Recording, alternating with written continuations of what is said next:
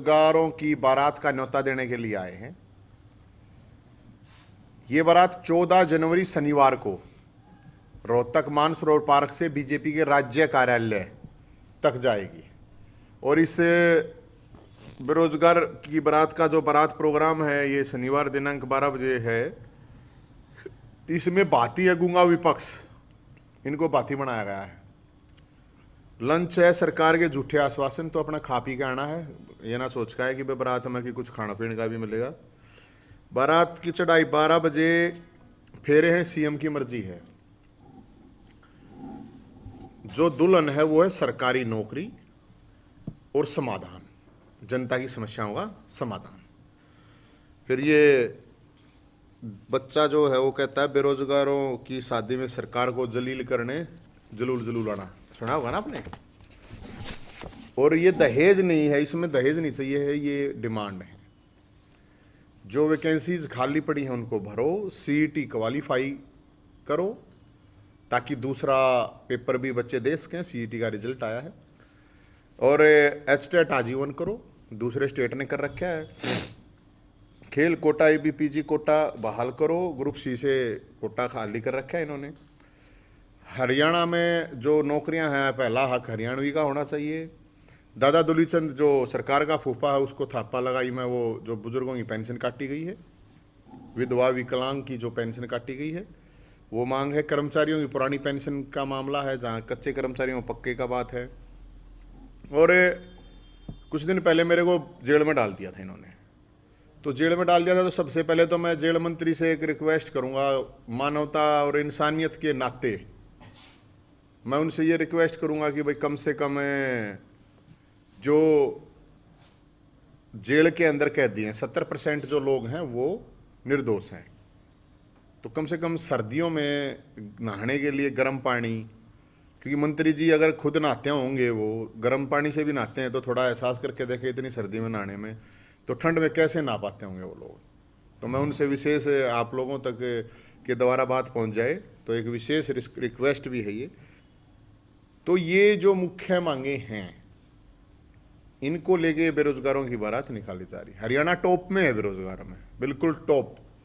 लेकिन मुख्यमंत्री साहब कहते हैं नहीं ये डाटा झूठा है। सीएमआई का जो आंकड़ा है उसको कहता है सीएम साहब कि ये झूठा है, और उसी आंकड़े को यूपी में मुख्यमंत्री साहब योगी जी कहते हैं कि देखो हम कितने अच्छे हैं।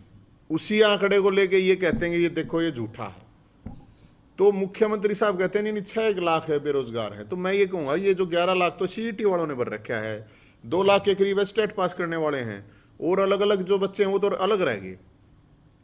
तो हमारे को तो समझ में नहीं आ रहा है कहाँ से आंकड़ा उठा रहे हैं सीएम साहब। हरियाणा का खेल मंत्री लड़की को छेड़ता है, सारी खाप भी आवाज उठाती हैं, लेकिन बीजेपी के जो नेता हैं वो कोई आवाज नहीं उठा रहा है। गजब की बात ये है, बीजेपी का अध्यक्ष है उसकी तो खाप की लड़की है, वो भी नहीं बोल रहा। पता नहीं ये गुलाम है क्या है।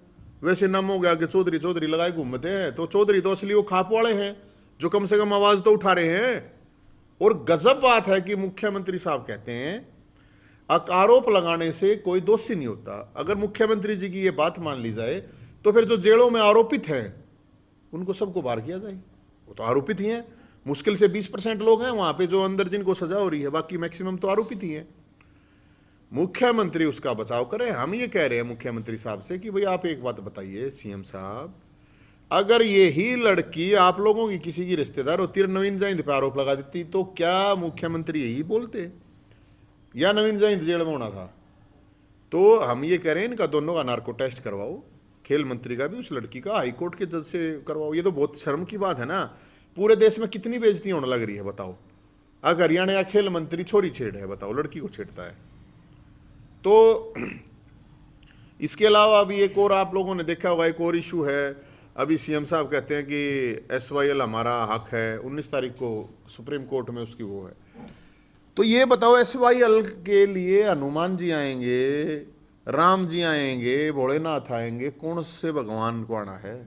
सुप्रीम कोर्ट तो फैसला दे चुका है हरियाणा के हक में, इंप्लीमेंट करवाना है सेंटर गवर्नमेंट में। सीएम साहब को नहीं पता हो तो मोदी जी प्रधानमंत्री हैं, सेंटर में ही नहीं की सरकार है, लेकिन राजनीति की जा रही है और कुछ नहीं किया जा रहा है।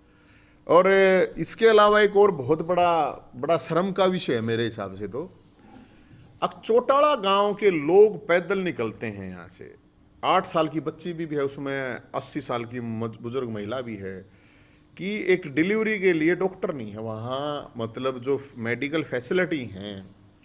चौटाला गांव जो देवीलाल जी ने उसको स्थापित किया था उस हॉस्पिटल को, उस गांव से कम से कम 15, कम से कम बताते हैं मंत्री, एमएलए, एमपी तक निकले, मुख्यमंत्री तक निकले। आज भी 5 लोग विधानसभा में हैं। तो जब आज भी 5 जिसके आदमी विधानसभा में हैं, वो उसके बावजूद उस गांव में सुविधाएं नहीं हैं, तो ये तो मेरे ख्याल में कुआं जोड़ देख के कहीं डूब डाब जाना चाहिए मेरे ख्याल में इन लोगों को। इससे शर्म की और क्या बात होगी भाई। जब चौटाला गांव की हालात ये है गांव में कि वो बता रहे थे, और भी कई इशू बता रहे थे, पानी का भी इशू बता रहे थे, तो फिर दूसरे हरियाणा के जो और 6000 गांव हैं उनकी हालात तो बहुत खराब होगी।